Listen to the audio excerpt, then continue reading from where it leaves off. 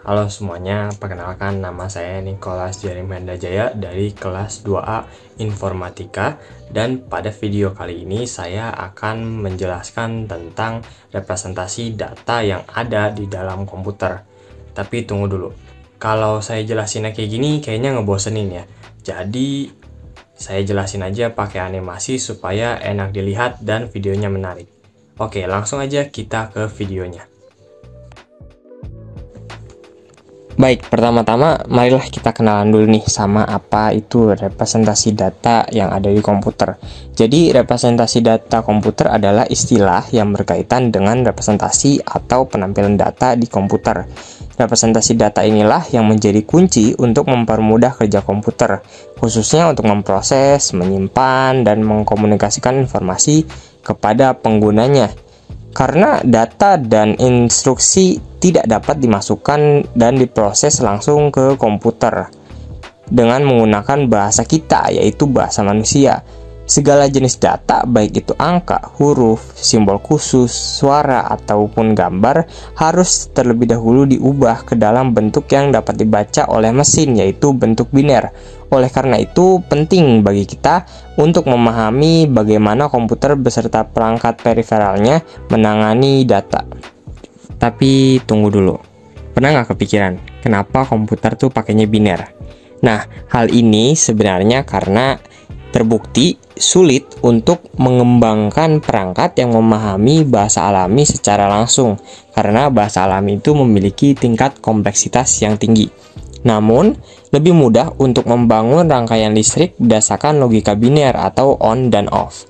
Semua bentuk data dapat direpresentasikan dalam format sistem biner. Hal tersebut menjadi salah satu alasan mengapa biner masih digunakan dalam komputer sampai saat ini.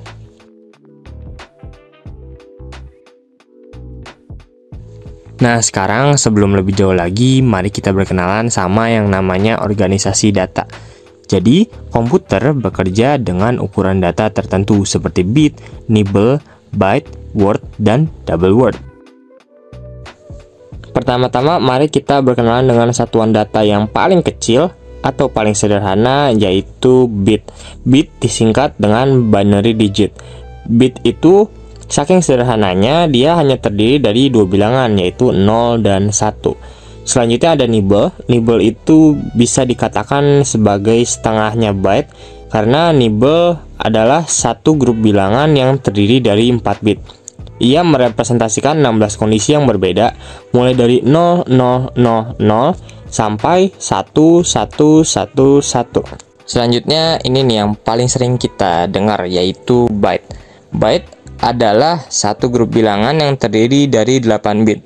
Byte ini sering digunakan oleh sistem komputer sebagai satuan data.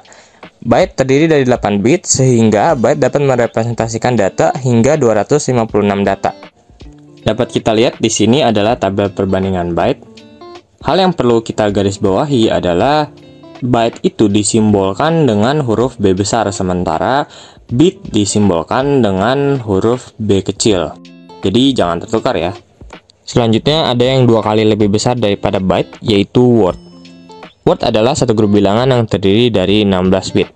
Satu word dapat merepresentasikan sebanyak 65.536 nilai yang berbeda. Selanjutnya ada yang lebih besar lagi nih daripada word, yaitu double word. Jadi double word itu adalah 2 kalinya word ya. Double word adalah satuan dengan panjang 32 bit yang dapat merepresentasikan nilai hingga 4.294.967.296. Lebar 32 bit banyak digunakan pada prosesor yang berbasis register 32. Selanjutnya kita masuk ke jenis representasi data. Komputer tidak hanya dapat memproses dan menampilkan angka saja, tetapi komputer dapat memproses data-data kompleks seperti suara dan gambar. Nah, apa aja jenis representasi data tersebut dan bagaimana komputer dapat mengenali data tersebut? Mari kita bahas. Jenis representasi data yang pertama adalah teori dan bilangan. Ini adalah bagaimana cara komputer mengenali angka yang akan ditampilkan. Karena pada komputer, angka 5 misalnya tidak ditulis langsung dengan 5, melainkan dengan bilangan biner. Berikut adalah tabel sistem bilangan biner. Biner basisnya 2 disimbolkan dengan 0 dan 1, oktal basisnya 8 disimbolkan dengan 0 sampai 7, desimal basisnya 10 disimbolkan dengan 0 sampai 9, dan heksadesimal basisnya 16 disimbolkan dengan 0 sampai 9, lalu alfabet seperti A, B, C, D, E, F. Sekarang kita tahu bahwa data digital yang disimpan ke register atau memori dinyatakan dalam kode biner.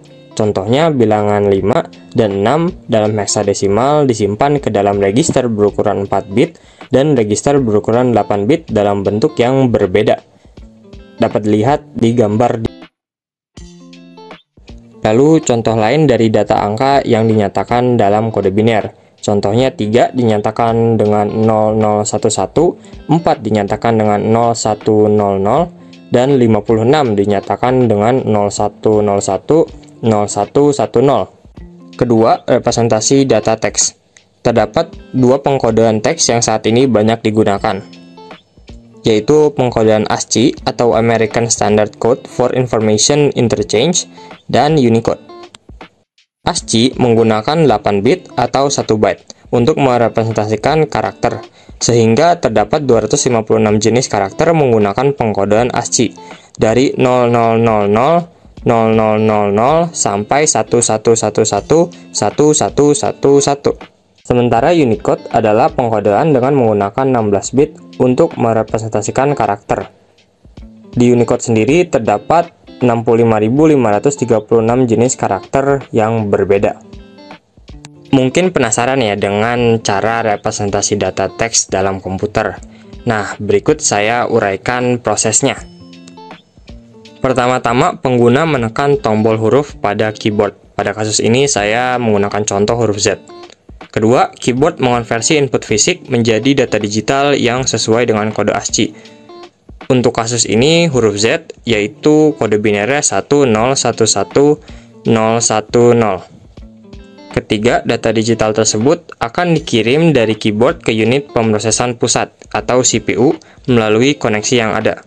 Keempat, CPU menerima data tersebut dan mengirimkannya ke perangkat I/O untuk diproses lebih lanjut. Kelima, data 1011010 akan disimpan dalam RAM yang terhubung ke monitor. Keenam, data dari RAM dikirim ke bagian output atau monitor. Ketujuh, monitor mengonversi data biner 1011010 ke representasi visual yang sesuai, yaitu menampilkan huruf Z di layar monitor. Dengan demikian, proses tersebut menggambarkan perjalanan data dari input fisik hingga ditampilkan secara visual di layar monitor melalui beberapa proses digital dan elektronik yang berbeda. Nah, yang ketiga ini adalah representasi data gambar. Gambar digital terdiri dari satuan elemen, yaitu piksel. Jumlah piksel dalam gambar sering disebut dengan resolusi yang menentukan kualitas gambar. Jumlah bit merepresentasikan sebuah piksel. Kedalaman bit yang paling sederhana adalah 1 bit. Artinya, setiap piksel diwakili nilai 0 atau warna hitam dan 1 atau warna putih. Gambar kedalaman 1 bit disebut monokrom. Lalu ada juga gambar dengan kedalaman 2-8 bit. Di sini, tiap titik piksel dapat direpresentasikan dengan 256 warna yang berbeda, yang disebut dengan grayscale. Grayscale lebih halus daripada monokrom. Pada gambar berwarna, tiap piksel disimpan dalam 3 byte atau 24 bit, yang terdiri dari merah 1 byte, hijau 1 byte, dan biru 1 byte. Kurang lebih begitulah gambar direpresentasikan di komputer. Yang keempat adalah representasi data audio. Komputer merepresentasikan audio dengan mengonversi sinyal suara analog menjadi format digital dengan ADC atau Analog to Digital Converter. Proses ini melibatkan dua tahap utama, yaitu sampling dan kuantisasi.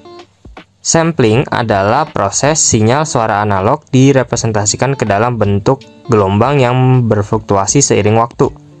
Komputer mengambil sampel dari gelombang ini pada interval waktu tertentu, yang ditentukan oleh tingkat sampel atau sample rate.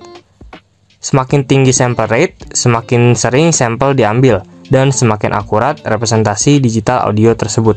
Selanjutnya, kuantisasi, yaitu proses setelah sampel suara diambil. Amplitudo dari setiap sampel direpresentasikan dalam bentuk angka digital. Proses ini disebut dengan kuantisasi. Dan kedalaman bit atau bit depth menentukan seberapa banyak informasi yang disimpan untuk setiap sampel. Semakin tinggi bit depth, semakin banyak nilai amplitudo yang dapat direpresentasikan, dan semakin baik akurasi audio yang direpresentasikan.